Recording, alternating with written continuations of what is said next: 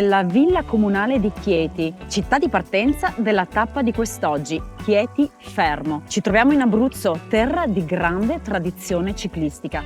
Ma certe storie non si scoprono da sole, vanno raccontate e quindi andiamo ad incontrare chi questa passione la vive ogni giorno. Un appassionato doc. Andiamo!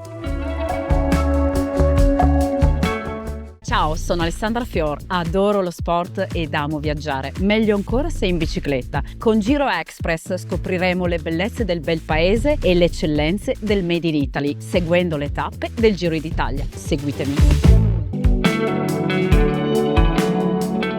Ciao Maurizio! Ciao Alessandra! Come stai? Bene, tu come stai? Molto bene. Io sono felice di averti qui a Chieti, città antichissima. Siamo nella piazza principale di Chieti, qui alle nostre spalle c'è la cattedrale, dedicata a San Giustino che è patrono di Chieti, 11 maggio è la sua festa.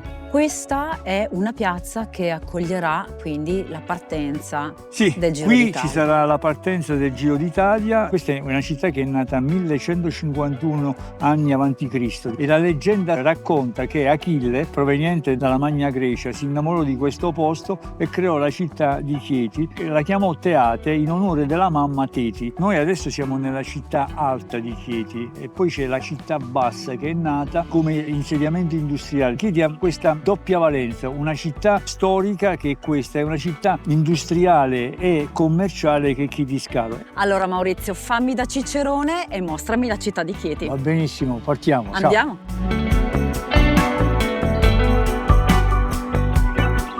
Siamo sul Corso Marrucino che prende il nome dai Marrucini che è stata una popolazione che si è insediata qui a Chieti, ma non soltanto a Chieti ma in tutto il circondario e ha reso questa città ancora più importante, tant'è che per lungo tempo è stata la capitale d'Abruzzo.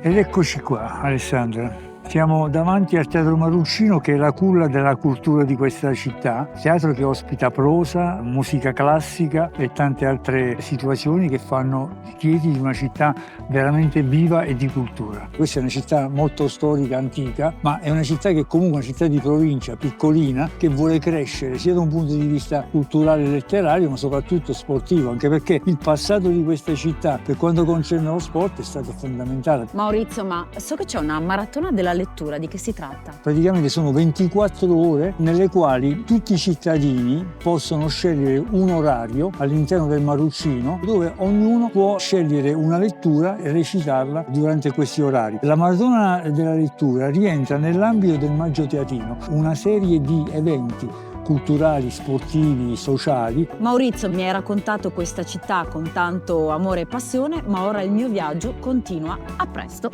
Viva il ciclismo!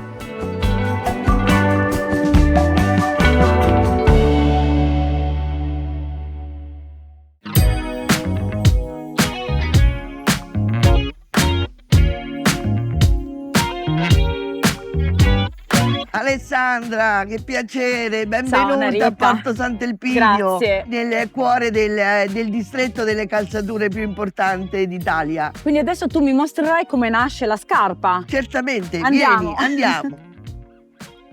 Raccontami un po' come vengono tutte le fasi di preparazione. Dietro al prodotto, a una scarpa finita, ci sono decine e decine di lavorazioni, dalla progettazione, quindi dal disegno, poi si realizza i prototipi, poi il campione e dal campione si presenta la collezione e ci sono le vendite. C'è tanto lavoro. Il Fermano Maceratese, il distretto delle calzature per eccellenza, sono anni e anni di storie, forse qualche secolo di tradizione, di artigianalità e abbiamo una filiera, un indotto tra i più importanti d'Italia. Qui nelle Marche facciamo tutto, dalla calzatura per bambino, uomo e donna. Per questo molti brand del lusso sono venuti in questo territorio, fanno la produzione qui. Negli anni 60-70 ogni casa era un piccolo laboratorio, quindi Porto Sant'Elpidio o si faceva le scarpe o il pescatore, ma si costruiva un tessuto, una filiera importante,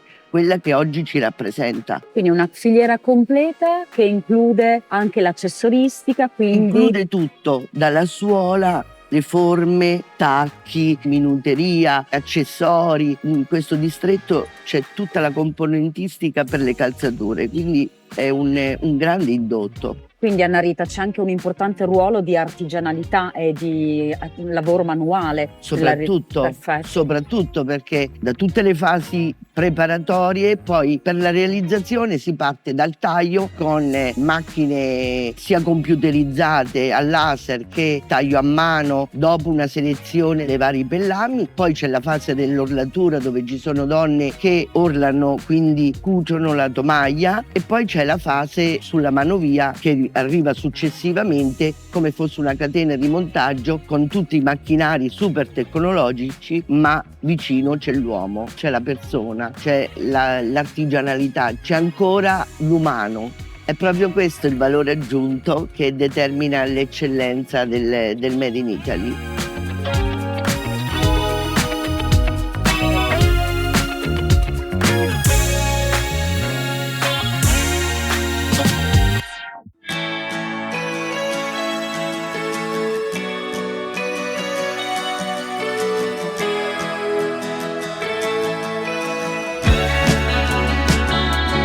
Ciao Vissia! Ciao Alessandra, benvenuta. Dove ci troviamo? A Fermo, siamo in Piazza del Popolo. Splendida peraltro e ampissima. Sì, è veramente molto grande, ma non è stata sempre così, diciamo, è una piazza che poi è stata trasformata nel Rinascimento, proprio per ospitare tutte le botteghe che vedi oggi. Questo è il Palazzo dei Priori, è il palazzo più importante della città che per molti anni ha ospitato anche la sede dei priori, una specie di sindaci, erano come dei capi città che poi governavano dall'interno del palazzo, perché qui proprio vivevano, governavano e decidevano anche le cose migliori che potevano accadere in città. E al suo interno cosa possiamo visitare? All'interno c'è il nostro museo, però c'è anche una sala bellissima che è la sala del Mappamondo, che pensa è la prima biblioteca pubblica che è stata realizzata qui a Fermo, è stata anche una delle prime in Italia addirittura.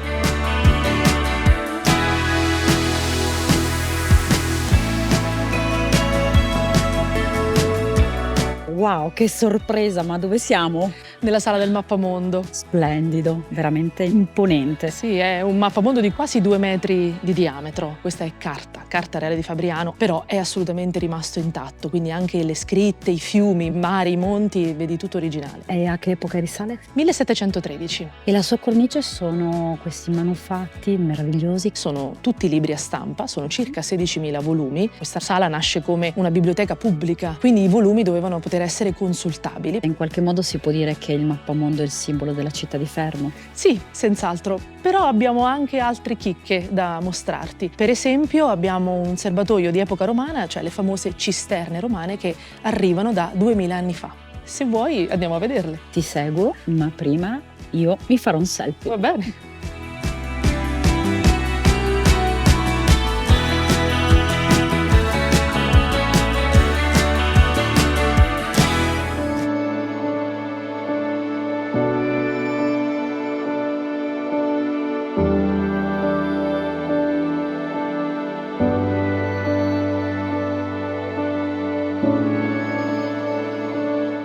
Queste sono molto grandi, sono quasi 2200 metri quadri, sono 30 stanze, pensa, divise su 3 file parallele e sono state realizzate nel I secolo d.C. Quindi sono una superficie enorme, quasi una cattedrale sotterranea. Vennero utilizzate dai Romani 2000 anni fa per raccogliere l'acqua piovana e poi ridistribuirla alla città in caso di necessità.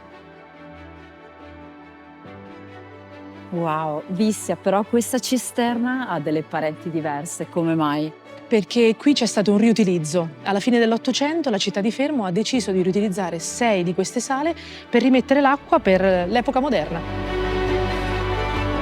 Questo posto è talmente bello che meriterebbe di viverlo a pieno. Ma noi già lo facciamo, lo usiamo per teatro, per concerti e per i più avventurosi abbiamo anche una fantastica escape room. No, vabbè, pazzesco. Vissia, vabbè, ma allora c'è un mondo da scoprire qui a Fermo. Sì, assolutamente, ma non è tutto, c'è ancora tanto da scoprire, tutto quello che riguarda il Palio dell'Assunta e la storia delle contrade.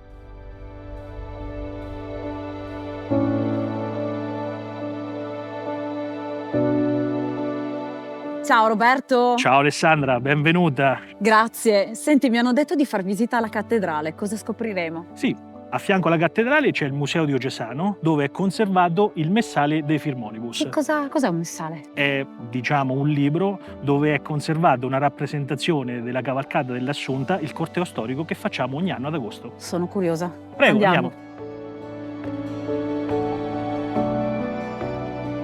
Wow.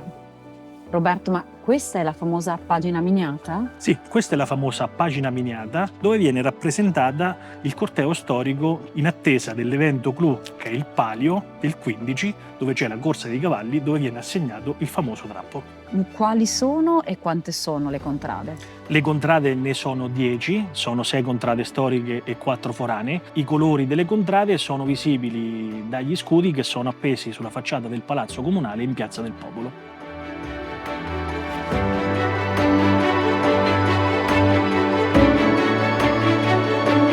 Siamo partiti da Chieti, tra scorci che si aprono improvvisi tra mare e montagna, fino ad arrivare a Fermo, città rinascimentale e romantica dove il sapere si fa materia, come la sala del Mappamondo, che conserva un globo settecentesco di carta marchigiana. È una città che si scopre salendo dalle antiche cisterne romane sino alla cattedrale di Santa Maria Assunta e dalla Piazza del Popolo, con alle spalle i 10 scudi rappresentanti le 10 contrade del Palio di Fermo, è arrivato il momento di salutare le Marche e adesso l'Emilia-Romagna.